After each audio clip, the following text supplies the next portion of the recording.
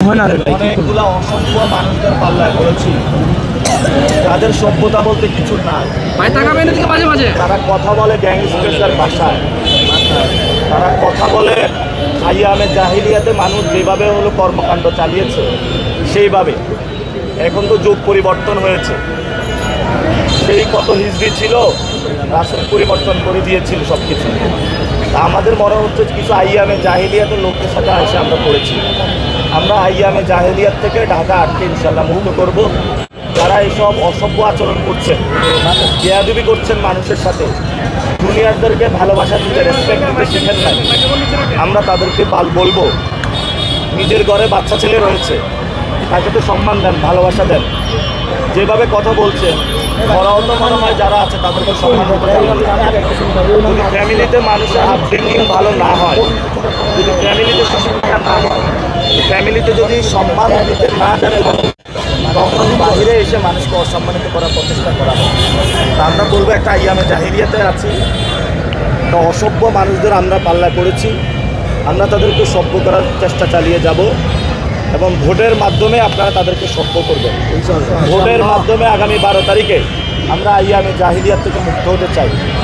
ভোটের মাধ্যমে আমরা যারা মানুষের সাথে সন্ত্রাসী আচরণ করছে আমরা তাদের থেকে মুক্ত হতে চাই এবং ওনাদেরকে বলবো যে নামাজ পড়বেন, নামাজ পড়ে মসজিদে একটু বসে থাকবেন এবং আল্লাহর কাছে একটু প্রার্থনা করবেন, তওবা আস্তাগফিরুল্লাহ করবেন। যা করেছেন যথেষ্ট হয়েছে।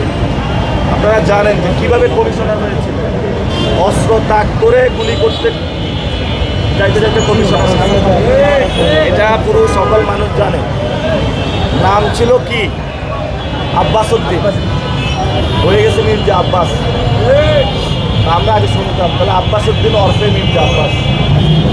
তারপরে আপনারা শুনেছেন যে পাকিস্তানের একজন দাউদ ইব্রাহিম, ঢাকা হাটে এই ধরনের দাউদ ইব্রাহিম চলে এসেছে। আমরা তাদের মুখোশ উন্মোচন করে দিব।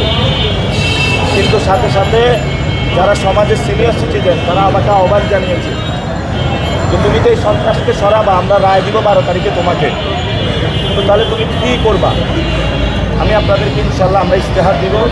সেখানে আমাদের শিক্ষা, স্বাস্থ্য, অধিকারগুলো রয়েছে, ড্রেনেজ ব্যবস্থা রয়েছে এবং এখানে কাঁচা বাজারের সংকটগুলো রয়েছে, চাঁদাবাজি, সন্ত্রাস, শহীদ ওসমান হাদির বিচার।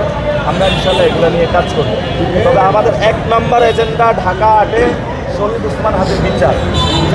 2 নম্বর হলো সন্ত্রাস, তারপরে মাদক মুক্ত, চাঁদাবাদ মুক্ত, দখলদারিত্ব মুক্ত একটি সমাজ গঠন। দ্বিতীয় হলো এখানে যেই ধরনের নারীদের উপরে হ্যারাসমেন্ট করা হচ্ছে, মা বোনদের জন্য স্বাস্থ্যসেবা নিয়ে আসবো আমরা। স্কুলে দখল বাণিজ্য বন্ধ করব। সকল স্কুল কলেজকে এই ব্যক্তি থেকে ইনশাল্লাহ আমরা মুক্তি দিব। ইনশাল্লাহ।